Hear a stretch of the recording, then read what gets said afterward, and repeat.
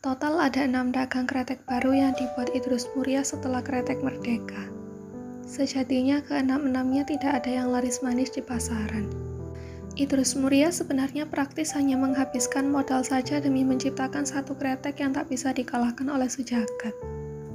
Kenapa Bapak nak ngurus kretek merdeka saja? Ditenani. Dasia, putrinya yang tahun ini akan memasuki usia ke-17, suatu hari bertanya pada Idrus Muria. Merdeka kan sudah punya pasar, tinggal dimantepi. Beda zaman ya. Maksud Bapak, dulu waktu merdeka, muncul itu memang baru mulai zaman kemerdekaan. Orang-orang semua teriak merdeka di mana-mana. Jadi kretek kita itu terkenal. Sekarang sudah ndak, beda zaman. Idrus Muria kembali menegaskan. Lah kan berarti kretek merdeka punya nilai sejarah toh. Bapak harus nemu satu kretek baru lagi, yang sesuai dengan zaman sekarang. Orang sudah tidak lagi ngomongin kemerdekaan. Idrus Muria mengambil sebatang tingwe bikinan Dasia dan menyalakannya dengan geretan. Kini ia punya satu wadah khusus untuk tingwe bikinan Dasia. Lelaki itu tuman dengan tingwe spesial buatan putri sulungnya. Seandainya kamu bisa bikin tingwe kayak gini sehari 8.000 batang, pasti jadi kretek nomor 1 di Indonesia ya. Dasia tersenyum mendengar ucapan ayahnya. Sejak 7 tahun lalu ia iseng membuat tingwe dengan sari kretek. Kini hal itu menjadi semacam kewajiban. Ritual minum teh poci sore-sore masih mereka lakukan. Bedanya, kini Dasia tak hanya minum teh. Ia terkadang ikut melesapkan sebatang kretek. Curangnya, jika Dasia ingin merokok tingwe bikinannya, Idrus Muria kerap tak memperbolehkannya. Jadi Dasia merokok kretek merdeka, atau kretek-kretek lain bermerek gagal yang dibuat ayahnya. Dasia sudah sebisa mungkin meyakinkan ayahnya yang keras kepala. Dalam hati, Dasia yakin kretek merdeka masih bisa berkembang pesat, jika saja ayahnya tidak sibuk mengurus kretek-kretek baru yang muncul hanya untuk tumbang di pasar. Bahkan ayahnya pun tidak benar-benar mencari formula saus baru untuk kretek-kretek barunya. Lelaki itu praktis hanya mengira-ngira, mencampur bahan saus, dan akhirnya memutuskan nama dagang. Bedil, Gramofon, Tugu, 77 Pitulungan, Pentol Kretek, dan Jakarta. Itulah nama-nama dagang yang dipilih oleh Idrus Muria. Yang terakhir agak aneh. Idrus Muria memilih nama dagang Jakarta, padahal jelas-jelas kretek tersebut lahir di kota M. Menurut Idrus Muria, ia memilih nama itu karena sekarang orang-orang mulai terobsesi untuk melihat Jakarta. Jadi siapa tahu dengan nama dagang demikian bisa merayu para pengkretek yang rindu dengan cita-cita menyambangi Jakarta tapi belum kelakon. Sebenarnya Dasia lah yang benar-benar mencicipi kretek-kretek itu, terutama pada sore-sore saat minum teh seperti sekarang. Ini membuat lidah dan indera penciumannya terlatih akan baik tidaknya rasa sebatang kretek. Menurutnya, yang tentu saja hanya disimpan sendiri, kretek-kretek itu tidak lebih baik dari kretek merdeka. Secara pribadi, Dasia masih lebih suka kretek merdeka. Dan soal kretek tingwe bikinannya, ia tahu kretek itu enak. Bagaimana tidak, isinya sari-sari kretek. Tetapi baginya, ya sama saja dengan tingwe yang dilinting oleh ayahnya.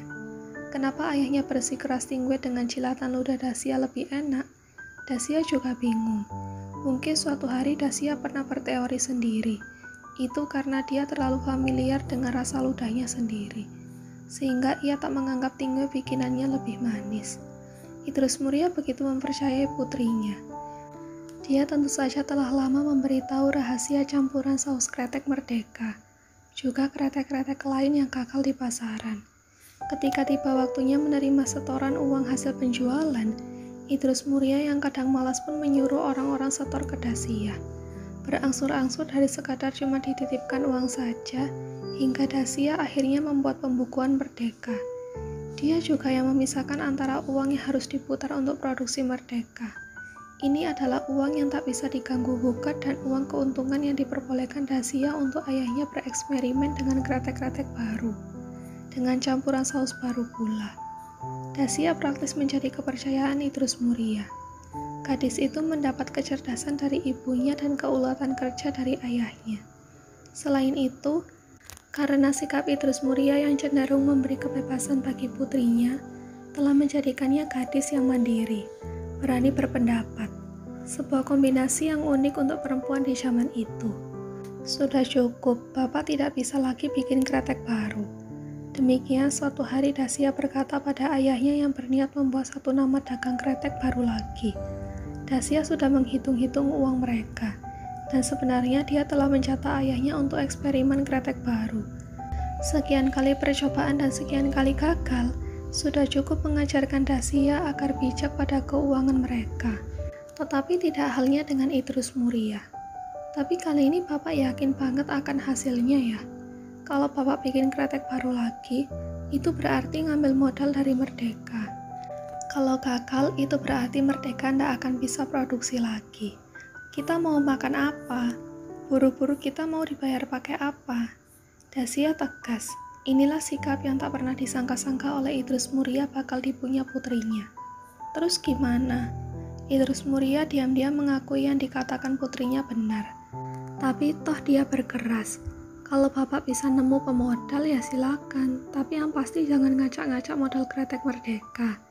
Dan itulah yang akhirnya dilakukan Idrus Muria. Dia mencari pemodal. Orang itu adalah orang Jawa yang menikah dengan campuran Cina penjual berlian. Pak Joko namanya. Ketika laki-laki itu datang, Idrus Muria menyambutnya dengan sangat ramah. Dia menunjukkan para pekerjanya, juga memperkenalkan Dasia dan Rukayah padanya. Idrus Muria menyuguh laki-laki itu teh dan mengeluarkan satu pak kretek. Idrus Muria membuka kotak kecil berisi tingwe bikinan Dasia, lalu menyuguhkannya pula pada Pak Joko. Itu adalah kali pertama Idrus Muria menyuguhkan tingwe kesukaannya pada orang lain. Tentu saja, tak heran jika kemudian Pak Joko tak mau menyentuh kretek Merdeka. Tingwe siapa yang bikin? Putri saya Dasia. Enak tenan, ujarnya sambil mengamati lintingan kecil di tangannya. Kalau suka bawa saja. Idrus Muria tahu betul cara melobi pemodal itu. Lelaki itu membawa pulang sisa 7 batang tingwe bikinan Dasia. Saya akan kembali lagi mengajak teman yang mengerti soal kretek. Kalau dia bilang ya, saya mau jadi pemodal. Pak Joko pergi dan 2 hari kemudian dia datang bersama seorang lelaki Cina yang ternyata bukan benar-benar teman, melainkan masih famili. Lelaki Cina itu adalah iparnya, kakak dari istri Pak Joko. Ia tak mau mencicipi kretek Merdeka yang disuguhkan Idrus Muria. Saya tahu rasa kretek Merdeka. Saya dah lama ngeses itu. Saya mau tingwe yang kemarin dibawa Joko. Sekali lagi Idrus Muria harus merelakan tingwe bikinan Dasia kemarin. Disuguhkannya 3 batang. Dengan agak tergesa ia menyalakan geretan. Lalu dengan nikmat lelaki itu mengisapnya. Sehari berapa banyak kamu bisa bikin tingwe gini? Ini bukan saya yang bikin, putri saya. Lalu dipanggillah Dasia. Gadis itu muncul dari balik tirai seperti sekuntum kuncum yang mengembang. Pak Joko dan iparnya terpana. Bahkan kali ini Idrus Muria pun terpana. Ia baru sadar putrinya telah jadi kembang. Ia seperti melihat Rumaisa di hari ia ingin melamar istrinya dulu. Keluar dari balik tirai seperti bunga yang disibak dari semak. Hanya saja, kali ini sikap Dasia berbeda dengan Rumaisa muda. Dasia muncul dengan senyum mengembang, dan tak takut menatap mata lawan bicaranya. Wajahnya menyimpan segala pengetahuan. Semua tahu ia perempuan cerdas. Ia memesonakan seisi ruangan dengan cara yang berbeda, namun menimbulkan kekaguman yang sama. Siapa nama kamu? Lelaki Cina itu kiranya sejenak lupa nama yang tadi disebutkan Idrus Muria. Dasia. Jeng ya. Itulah kali pertama seseorang memanggilnya dengan sebutan Jeng. Sehari berapa banyak kamu bisa bikin tingwe begini? Kalau lagi banyak, dapat 12 batang sudah bagus. Jawab Dasia tanpa ragu. Bisa nyuruh pelinting lain bikin kayak gini. Setiap orang bisa bikin tingwe. Jawab Dasia. Tapi tidak bisa bikin tingwe seenak ini. Idrus Muria memotong. Pertama, ini isinya sari kretek yang hanya bisa didapat dari sisa melinting sehari. Kedua, kalau yang melinting bukan iya, ya berbeda rasanya. Kamu ngelem ini pakai hidungmu ya? Iya, Dasia mengangguk kecil. Kamu seperti Roro Mendut. Hidungmu legi. ludah yang manis. Pak Joko dan iparnya pergi setelah beramah tamah dengan Dasia. Gadis itu adalah rekan diskusi yang seimbang dalam hal kretek. Dan itu sebenarnya cukup meyakinkan Pak Joko dan iparnya untuk memberi modal. Jika saja Tingwe itu bisa diproduksi massal. Pasti saat ini juga pundi-pundi Pak Joko dan lelaki Cina itu sudah menggelinding. Sayangnya tidak demikian. Pundi-pundi itu pun tetap tersimpan, tak ada pemodal. Meski demikian, toh Idrus Muria tidak cepat menyerah. Ia mendekati beberapa pemodal lain. Dan dengan cara yang sama, ia memberikan Tingwe Dasia. Hingga pada akhirnya, beberapa orang datang ke rumah Idrus Muria, berniat membeli Tingwe Dasia dengan harga tinggi per batangnya. Mereka penasaran dengan cerita getuk tular yang dikisahkan orang-orang yang pernah mencicipi Tingwe bikinan Dasia. Idrus Muria kini terpaksa berbagi. Sedang jumlah Tingwe itu tak pernah bertambah. Ia tak menyangka, sebatang rokok bisa ia jual sedemikian mahalnya. Ia membatasi. Tiap orang hanya boleh membeli 1 Tingwe Dasia per harinya. Aturan ini dibuatnya, sebab sehari bisa 5 hingga 7 orang yang datang demi Tingwe ini. Sedangkan dirinya sendiri sudah lama cuma mau mengkretek Tingwe bikinan Dasia. Tak disangka-sangka, Pak Joko dan iparnya datang kembali ke rumah itu. Tentu saja, pertama-tama mereka juga mencicipi Tingwe Dasia. Setelah itu, keduanya mengungkapkan telah memutuskan akan memberi modal untuk nama dagang baru Idrus Muria. Dengan syarat mereka mendapatkan suplai Tingwe itu setiap hari 2 batang.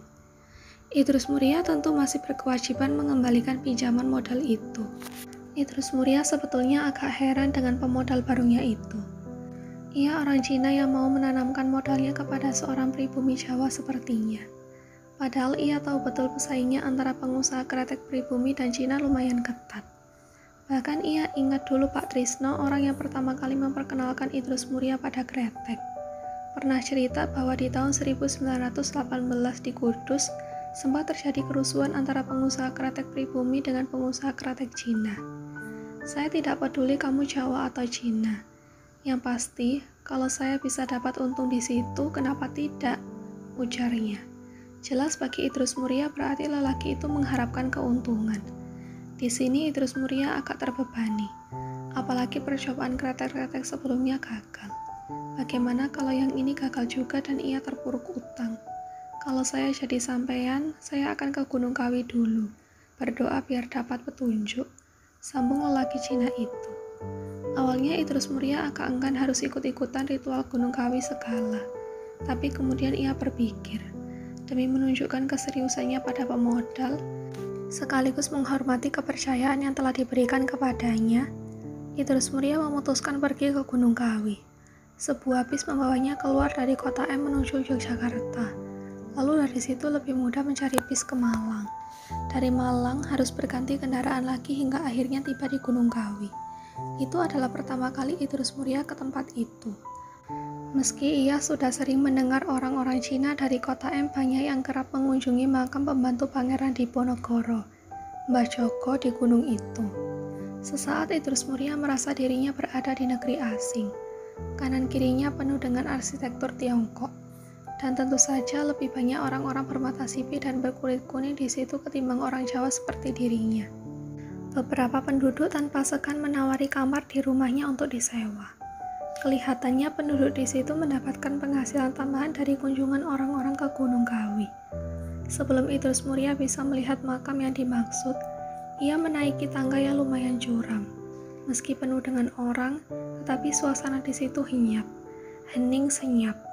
Setiap orang seperti terlelap dalam doa-doanya. Tirakatan pun dimulai. Idrus Muria adalah orang yang cuma membawa diri ke situ. Sejujurnya ia tak tahu harus mempersiapkan apa. Kembang setaman pun dia beli dari penduduk sekitar yang banyak menawarkan di pinggir jalan. Sebelum tangga curam itu, sedangkan orang lain membawa segala perlengkapan untuk pemujaan dengan lengkap. Bahkan makanan yang bisa dikatakan lebih cocok untuk pesta pun ada yang membawanya. Tumpeng nasi kuning dan ayam utuh yang kelihatannya dipanggang. Aroma dupa yang sesekali lewat menyengat hidungnya. Sesaat Idrus Muria minder, yang dibawanya cuma kembang setaman tadi. Lalu Idrus Muria teringat, satu hal lagi yang harus ia persembahkan, kretek. Ya, tentu saja. Tanpa ragu, Idrus Mulia mengambil sebatang tingwe bikinan Dasia dan diletakkan di antara kembang setaman miliknya, yang kemudian ia taruh di samping makam bersama tumpukan sesembahan milik orang lain. Itu adalah kretek tingwe terbaik, dan ia kini merasa lebih pantas mempersembahkan kembang setaman tersebut. 3 hari Idrus Mulia di situ. Ia nyaris seperti gembel. Tadinya ia ingin menyewa kamar penduduk, tapi lalu orang-orang bilang, lebih afdol jika tidur di dekat makam. Niat kesungguhan hati akan lebih jelas terlihat. Maka dia mengikuti saran itu. Idrus Mulia hanya menumpang mandi di rumah penduduk saja.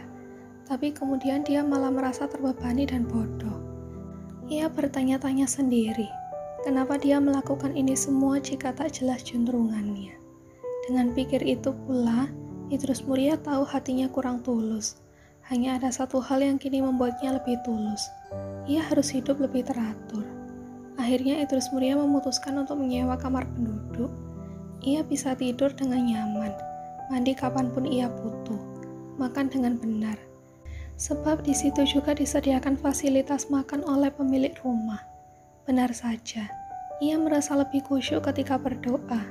Seiring dengan itu pula, pada malam ke-7, malam sebelum keesokan harinya Idrus Mulia balik ke kota M. Ia meniatkan bahwa jika ia harus kembali dengan tangan kosong pun tak apa. Ia harus menerima semuanya dengan ikhlas. Bahkan jika itu berarti dia harus kembali lagi untuk mencari petunjuk dan berkah, ia ikhlas. Malam ke-7 ketika ia berpikiran demikian, ia diimpikan didatangi putrinya Dasia. Ia telah menjadi seorang gadis yang cantik. Dasia menyalakan geretan dan mengisap kretek lintingannya sendiri. Gadis itu mengembuskan asapnya ke wajah Idrus Mulia dan membuatnya terbangun. Idrus Mulia seperti mencium aroma kretek ketika terbangun. Ternyata yang ada di sekitarnya bukan asap kretek, melainkan kabut tipis nan dingin yang menyelinap masuk ke kamarnya. Pagi sebelum Idrus Mulia kembali ke kota M, ia kembali menengok makam Mbah Joyo. Seorang penjaga yang di dekat makam terlihat dengan telaten bersih-bersih. Idrus Mulia pamit padanya dan memberikan uang ala kadarnya. Ia juga bercerita bahwa dirinya semalam diimpikan anak gadisnya. Mungkin saya terlalu kangen sama anak saya, ujar Idrus Mulia. Ia masih teringat aroma tingwe bikinan Dasia. Sudah 4 hari ia tak mencicipi tingwe manis itu. Sudah kehabisan. Atau mungkin Bapak harus ngasih nama dagang yang sesuai dengan anak Bapak? Idrus Mulia tertegun dengan ucapan penjaga makam itu. Masakah ia telah mendapat petunjuk? Apa saya sudah dapat berkah petunjuk? Tapi tak ada potongan pohon Dewadaru secuil pun yang saya dapatkan. Berkah bisa datang dalam bentuk apa saja, termasuk lewat mimpi. Tiba di rumah, Idrus Mulia berpikir sejumlah nama dagang yang berhubungan dengan anak perempuannya. Kretek Dasia adalah calon nama dagang yang paling kuat sejauh yang ditimbang-timbangnya. Gimana ya? Kamu suka ndak nama kretek Dasia? Bagus kan? Namamu ada di etiket. Nanti pakai fotomu buat gambarnya juga bisa. Ah, Bapak sudah ndak zaman. Sama saja dengan kretek jagat itu kan? Idrus Mulia terhinyak. Teringat kretek milik pesaingnya dengan tampang Sujaka di etiketnya. Betul kata Dasia, itu berarti kemunduran sudah tidak zamannya lagi. Ya kan sudah gadis, Pak. Malu kalau mukaku ditaruh di etiket. Gadis? Iya. Dasia merunduk seperti kembang sepatu. Malu-malu. Kamu memang sudah jadi gadis. Gadis kretekku. Apa, Pak? Bapak tahu nama dagangnya gadis kretek. Dasia setuju, dengan syarat bukan potret wajahnya yang ditaruh di etiket. Idrus Mulia setuju. Sebagai ganti potret, Idrus Mulia menggambar seorang gadis dengan kebaya dan rambut yang digelung kecil tetapi rapi. Tentu saja wajahnya mirip putrinya Dasia. Gadis itu sedang memegang sebatang kretek yang menyala. Ditandakan dengan adanya gambar asap yang mengepul dari ujung kretek ini. Syarat kedua, Dasia kali ini ingin dilibatkan dalam pembuatan saus. Menurutnya saus-saus untuk macam-macam kretek percobaan yang tepar di pasaran itu jauh di bawah rasa kretek merdeka. Tentu saja kretek-kretek itu bernasib naas. Komentar Dasia. Dasia juga menambahkan bahwa mulai sekarang ayahnya tak bisa seenaknya bikin kretek asal-asalan dan menjualnya hanya untuk kembali mampus. sebab kali ini yang terlibat adalah uang orang yang meminjamkan modal. Hal ini benar-benar telah membuka mata Idrus Muria. Lelaki itu telah melihat putrinya benar-benar berubah menjadi gadis dewasa. Terus kalau sudah begitu sausnya mau yang bagaimana? Dasia ternyata diam-diam sudah mencampur-campur sendiri bermacam-macam bahan saus. Dia mengambil saus kretek Merdeka sebagai dasar dan menambahkan beberapa bahan campuran yang menurutnya bisa membuat rasanya lebih sempurna. Dasia begitu memikirkan rasa suka para pemodal akan kretek lintingannya, yang dibilang lebih manis, lebih gurih, lebih harum. Juga campuran sari kretek yang membuat tingwe itu jelas lebih enak. Dasia telah mencampur beberapa bahan saus sedemikian rupa dan berusaha mendekati rasa tingwe bikinannya. Idrus Muria mencicipi sebatang, lalu katanya, memang bukan tingwe bikinanmu, tapi ini enak sekali. Dari mana kamu belajar mencampur saus seenak ini? Dari kesalahan campuran saus yang Bapak buat. Mereka sepakat, saus itulah yang akan digunakan untuk kretek gadis. Impian Idrus Muria untuk membuat kretek yang tak bisa dikalahkan oleh Sujagat mulai terlihat titik cerahnya. Nama kretek gadis melambung. Pemodal juga memberikan tambahan modal untuk beriklan. Kretek gadis. Sekali isep, gadis yang Tuan impikan muncul di hadapan Tuan. Setelah kata minum digunakan untuk kegiatan merokok yang sejatinya tidak melibatkan air sama sekali, kini ada kata yang lebih tepat digunakan, isep atau isap. Iklan itu tidak seperti iklan kebanyakan yang penuh dengan kata-kata penjelasan satu produk. Iklan itu hanya berisi satu kalimat dan diikuti gambar kretek gadis. Tentu saja tidak ada gadis impian yang muncul di hadapan orang yang merokok. Tetapi iklan itu lebih begitu berhasil merayu para perokok. Mereka berbondong-bondong membeli kretek gadis, dan meskipun telah berbatang-batang diisap, toh gadis impian mereka tak muncul di hadapannya. Dasia biasa membeli majalah di mana ia memasang iklannya. Hari itu pun seperti kemarin-kemarin, ia sengaja meluangkan waktu ke pasar untuk mendapatkan majalah yang dicarinya. Sebelum ia membaca artikel yang ada di situ, hal pertama yang dicarinya adalah iklan kretek gadis. Ia menemukan iklan itu di halaman 12. Lalu tersenyum senang melihatnya sebab persis seperti yang diharapkannya. Ia membolak-balik majalah itu, dan di halaman 20 ia menemukan satu iklan kretek baru. Kretek Garwo Kulo. Kreteknya lelaki yang cinta istrinya. Garwo Kulo berarti perempuanku atau istriku. Ada tulisan tambahan kecil di iklan itu. Diproduksi oleh Kretek Jagat, Kota M. Kretek itu bergambar seorang perempuan. Memang bukan potret, melainkan seperti potret yang jejak garisnya digambar ulang sehingga wajahnya terlihat jelas. Itu wajah istri Sujagat, perempuan bertubuh tumbun asal Madura itu. Dasia cepat-cepat memberitahu ayahnya yang kemudian membanting majalah itu dengan murka. Laki-laki ngintil, laki-laki ngintil. Kemarahan Idrus Muria tentu saja beralasan. Dengan nama dagang demikian, jelas-jelas Sujagat berniat merebut pasar kretek gadis. Tapi kali ini Idrus Muria tidak perlu khawatir sebab Garwo Kulo jatuh di pasaran. Kali ini Jagat salah membaca konsumen. Ketika mereka menghisap rokok, mereka ingin pikirannya dibebaskan bersamaan dengan asap yang bebas di udara. Dengan nama dagang kretek gadis, orang-orang diajak berfantasi tentang perempuan muda dan cantik, yang membuat mereka serasa lebih jantan. Sedangkan dengan nama kretek Garwo Kulo, mengingatkan mereka akan istri di rumah yang mungkin jarang dandan, pakaiannya glombrot dan cerewet. Penjualan kretek gadis meroket. Seiring dengan Dasia makin rajin mengikut sertakan kretek itu pada pasar malam yang diadakan di waktu-waktu tertentu. Tidak cuma di kota M, tapi juga Yogyakarta, Magelang, Solo, Kudus, dan paling jauh di Lampung. Surat dari Banyuwangi dan Kalimantan juga datang. Dari mereka yang mendengar larisnya kretek gadis, mereka sengaja mengajukan diri menjadi distributor kotanya. Rukayah yang mulai menginjak remaja pun kini mendapat izin dari ayahnya untuk ikut Dasia ke acara pasar malam. Meski tubuhnya mungil, tapi dia cukup untuk menjadi penari pembeli kretek gadis. Setelah itu, Dasia punya ide. Daripada mempekerjakan penjaga laki-laki, ia memperkerjakan para gadis teman-teman Rukayah. Dasia memberi mereka upah layaknya penjaga laki-laki untuk menawarkan kretek gadis. Sesuai namanya, gadis kretek ditawarkan oleh gadis-gadis pula.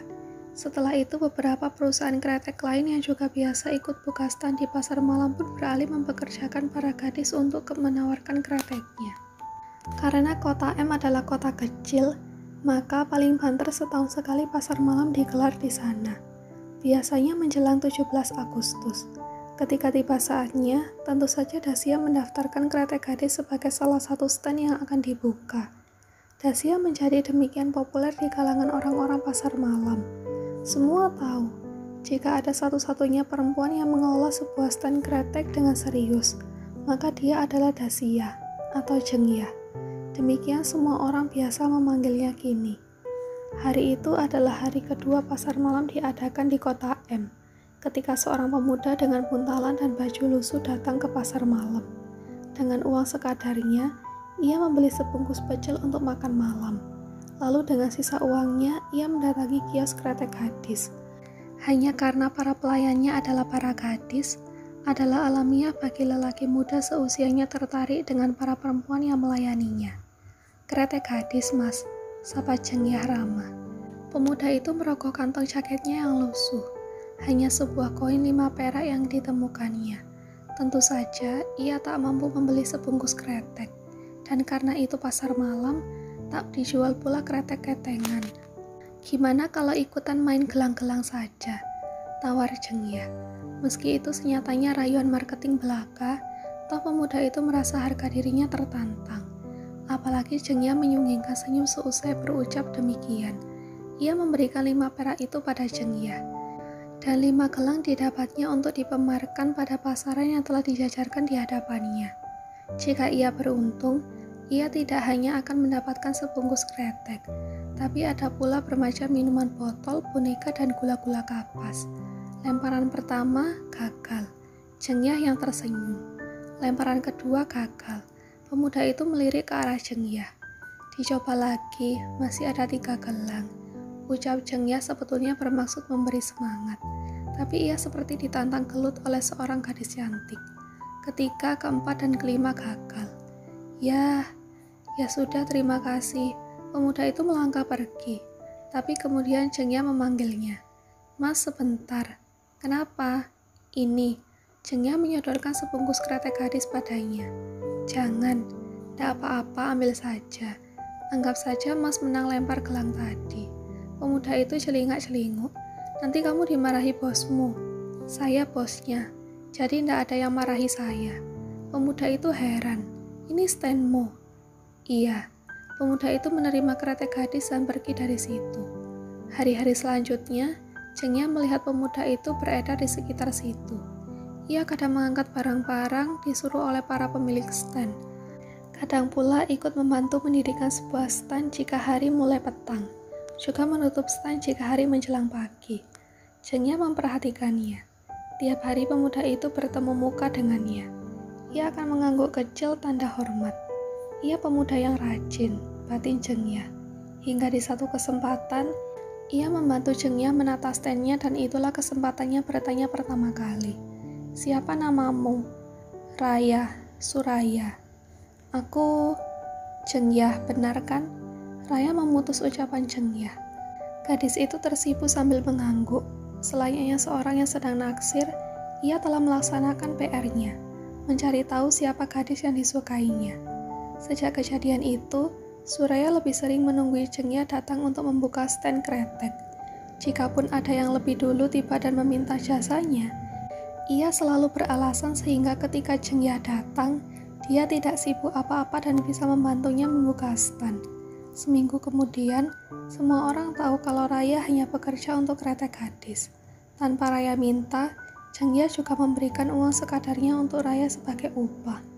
Pada akhir bulan Agustus, bendera merah putih mulai diturunkan dan dilipat rapi. Begitu pula pasar malam. Seolah segala permainan hiburan di situ adalah miniatur yang bisa disimpan dalam kotak. Mereka semua bergemas untuk pergi, pindah ke alun-alun suatu kota kecil lainnya. Raya yang telah sebulan menjadikan pasar malam itu tempat tinggalnya, tiba-tiba seperti penduduk yang rumahnya hilang terbawa arus banjir. Alun-alun kota M tiba-tiba kosong melompong. setelah ia sendiri juga membantunya. "Kau akan kemana setelah ini?" tegur Zhengyia. "Belum tahu." Senyatanya ia ingin bilang, tak ingin pergi dari kota itu. Ia telah menemukan rumah yang tak beratap, tempat tinggal bagi hatinya. Betapa setelah pasar malam bubar, ia tahu ia begitu kesepian. "Kau mau kerja untukku?" Senyum Raya seraya mengembang, tapi Zhengyia tak tahu, hati pemuda itu meluap-luap girang.